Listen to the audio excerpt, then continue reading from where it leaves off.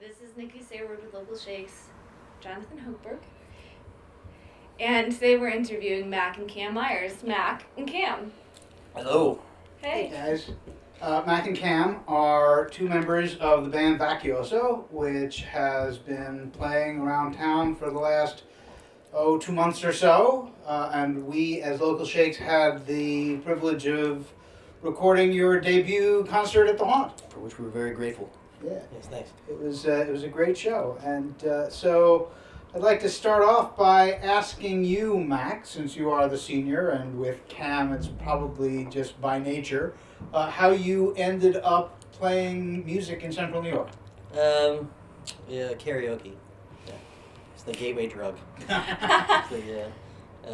Up what is now, I think it's a derelict hotel now, but it used to be the Sheraton, and Chris and Adele Cangelari ran Okie Dokie Karaoke while he was going to vet school, and ended up doing an acoustic, vocal-based group that played around for a little while, and then when he graduated and moved back to Long Island, we put together an electric band that played at the Haunt. That was Citizen Zero, which turned into Blither, right? right?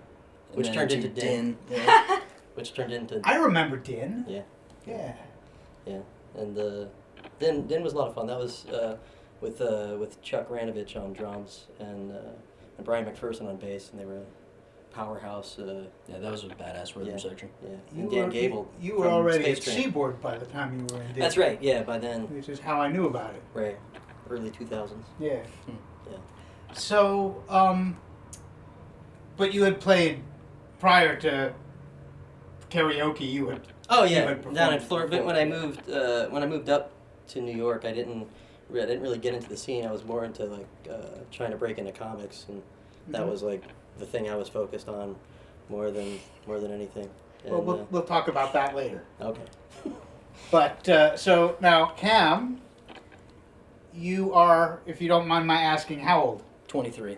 And how old was he when he started to show some interest in music? Like immediately. It Uh-huh. was like I remember him pulling himself up. He couldn't even walk. He'd pull himself up to the CD player and put in like a CD and press play, and then bounce to the whatever Here music. we was. are. Yeah, Peter Gabriel, Shock the Yeah. Monkey. That was like his big. Sorry, I had to embarrass you about that. But I have pictures too. well, cool. We can post those too. So, and you, Cam, have been in a variety of bands prior to Vacuoso and even now. A So, few. what else are you involved in? Well, I started playing live shows with a band called Kill Rush based out of Horseheads, which was like a Celtic rock thing. And that was actually when we first started playing together at the Glory Hole Pub in Corning. That was a good time. But after Can't that, go wrong with a name like that. I was in a band called... These bathrooms are a disappointment. Oh, I was False in- advertising. That's right. I'm gonna sue. Anyway, Yeah. moving right on. Anyway, after that, I was in a band called Temujin with a local guy called Alex Ribeiro and this dude Hunter Shindo, which was like an instrumental prog metal, very like I don't know how to describe Complex. it. I guess unlistenable. Well, Oh, come on. It was a lot of it was a lot of fun to play, but not easily accessible, I would say. And that It's very for whatever. gracious. Yeah, that kind of fell apart over time, and I'm actually still playing with Alex in a band called Saraceno, which just played the Haunt last Wednesday. Still kind of an experimental metal thing, but a little more focused. And obviously Vacuoso with Pops and Jimbo and Right. Zach. And Zach and his girlfriend Ellie actually have this R&B thing that they're doing that I'm fortunate enough to sit in and do drums with them. Sweet. So now, are you're focused on drums at this point? Absolutely. I recently dropped out of nursing school to Right. pursue Right. this, basically. Uh-huh. After a conversation with a friend of mine, Andrew Hernandez, who's the drummer for Tombs and very cool guy, basically said, the only way to make a living playing music is to tour all the time, which got me thinking the only way to tour is to practice all the time. And to play. And to learn, Right. you know, all the different necessary skills, like Sure. playing to a click track, reading music. Right. Yeah, like you said, knowing different styles. Yeah. So, now, to circle back around, you... Kill boss! That's Zero. Yes. Hello, Zero. Zero is teething. You were focused on graphic arts when you came up north, Right. and you had some I didn't even own a keyboard. I was like, right. and yeah. So then after it was basically I don't know. I don't. The timeline gets a little fuzzy as far as like when I actually bought another keyboard and like decided to get back into it. Sure. But I want to talk about the comic thing because that's Okay. that's some place where you two have collaborated on as well, and there's a certain element of artistic sharing that I'd like to get a sense of how that creates and perhaps stresses bonds.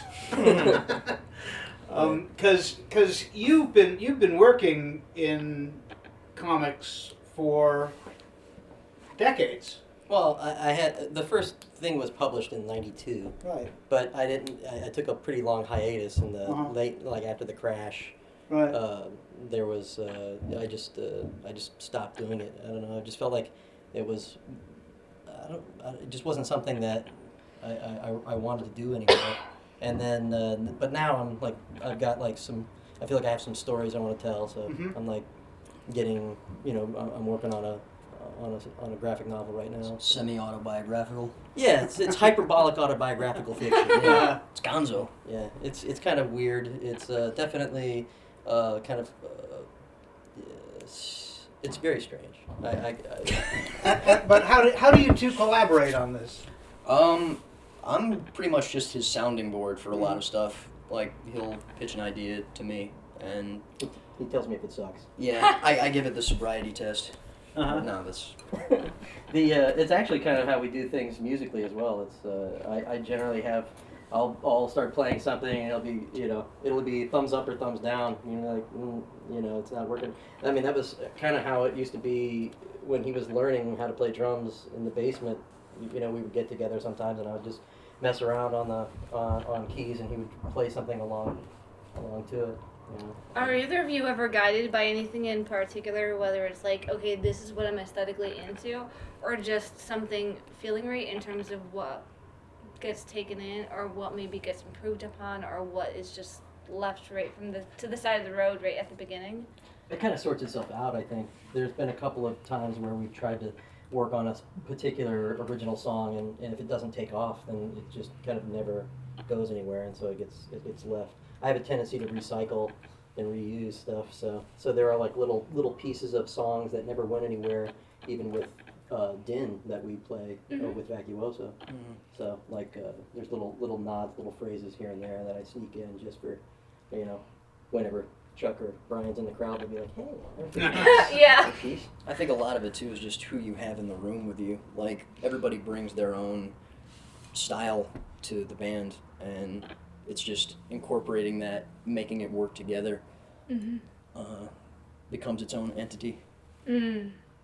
Because Zach is a very he's kind of an intellectual guitar player. He comes from a Classically trained. that's right, pinky extended, and it really just he's got a lot of ability. He can just pretty much anything you throw at him, he can play. Sure. And Jimbo is just he's kind of the natural, very gregarious, very entertaining, and he's got Outstanding frontman. He's got Yeah. a great voice. Sure. It's just he can croon like the day. He's just Yeah. he's just unbelievable. And it's nice to see him work out in a way that maybe he doesn't get the chance to in other bands. But he's doing the Neo project, which does like a bit more soul stuff, and then 12 ounce does the heavy stuff, and we're kind of in this other category. Alternative indie sound. Yeah. Somebody described it as a blend of Alice in Chains and Stevie Wonder, which Okay, that's interesting. still trying to Yeah. wrap my mind Sure. around that, but I can. Yeah. I'll take it. Yeah, why not? That's both good references. Truly. So, when you collaborate on the comics and you collaborate on the music, how much of this is like father, son, and peer, or I mean, It's become. I think we've found the balance finally. There was definitely a time where it was like more. We were friends and also father and son separately, very exclusively. But it's it is what it is, and I'm enjoying it. Yeah, I don't say you play that track right now. Once a But kid, Dad. no buts. so and obviously you're okay with him pursuing a career as a drummer. Yeah, He's ashamed. You are not my son. No, I think one of the things I've always hoped.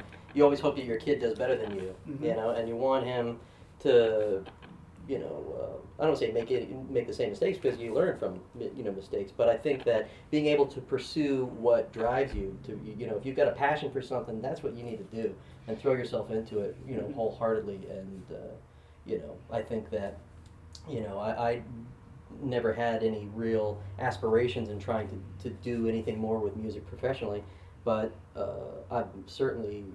I think the only thing that prevents people from making it is themselves, basically, or it's desire and ability, and Sure. I think he's demonstrated that he has ability. It's just a question of making the right connections and talking to the right people and getting it right. A lot of it's timing and luck, but a lot of it's perseverance. And the cliche is that you make your own luck, That's right. and it's a cliche because it's true. Sure.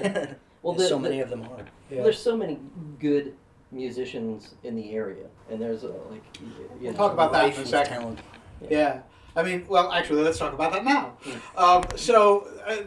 The Ithaca music scene is dense. Yeah. I mean, and you said you started with a band in Horseheads, Mm-hmm. which is a Right ways next door. away. Well, yeah, I mean, it's out of Tompkins County. Sure. And musically, what's going on there is very different Yeah, than what's going on here. sure. I mean, and one of the things that Nikki and I have focused on is that as close as Ithaca and Cortland, you've got two very, very different music scenes, and yet they are both rich Strong, and dense in their own right. And there is some cross-pollination that we're watching happen even as we're documenting the two distinct scenes. It's very, very interesting to see. Okay. So, and so you had some contact with that scene. How do you, what's your take on it?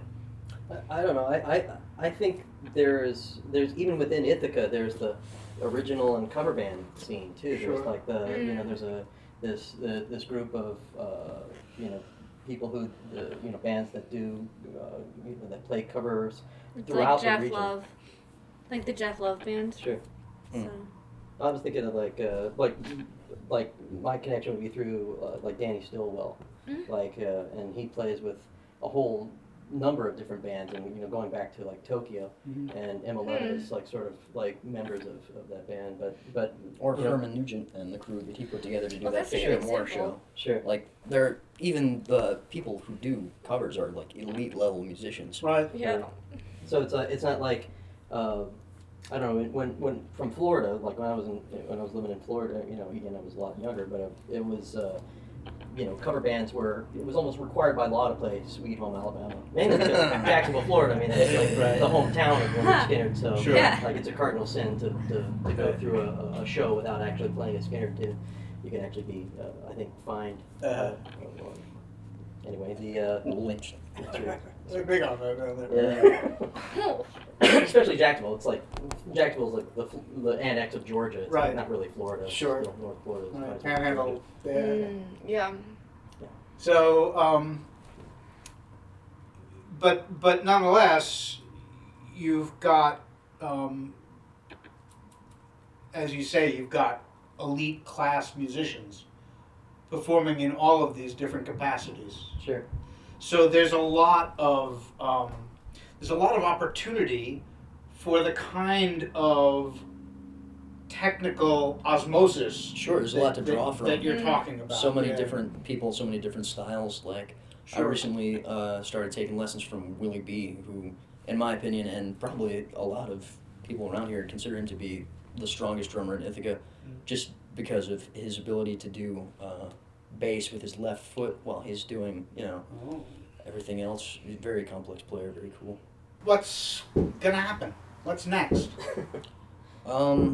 Hopefully we can put together an EP or something. I would definitely like to have a recording, like a solid, tangible thing to have, because I've never actually produced anything yet, which is kind of why I was like wondering why you guys were so interested in interviewing us. Like, why? Who cares about us? But We're clairvoyant. We can just see into the future. well, that would be the next So. step. But we need to write a few more songs, I think. Yeah, and, it's a process, and I feel like we've gotten to the point where the first couple of songs where there was Jimbo's songs, and then I have my songs, and then there's a couple of songs that are now like the band songs that were written like as a group. Yeah. And It's less adding people into a pre-existing thing. Mhm. Like, Zach is actually the principal songwriter of what we're working on the right latest now. song. Yeah. Right. And So- that hasn't been the case so far, so it's cool to, let everybody sort of express their own voice. That's basically what I told everybody when we were putting the group together. I wanted it to be like your dream project. Like, I want you to bring to this the thing you've always wanted to do that you've never had a chance to do. So that's why at the first gig we played the Rainbow Connection, because it was something that Right. Jimbo and I talked about. Yeah. And Love the Muppets. Yeah. Hey, pulled it off well. Yeah. The not being afraid to do whatever you want to do. Sure. Just saying, like, this is what, and it'll, will it go over? It doesn't matter. It's like if you play something with, passion and Right. intensity, then hopefully the crowd will pick up on it. Yeah. And if not, fuck it. That's the spirit. We'll be playing behind chicken wire from now on. So We got that's both great. kinds. Do you have any other things to add, Nick? Oh no, I already asked mine. All right. Well, Mac Myers, Cam Myers, thank you very much for Thanks, your time. guys. Thank you. Thank you. That was And cool. we'll look forward to seeing you again. Absolutely. Look forward to playing again. Peace. Cool.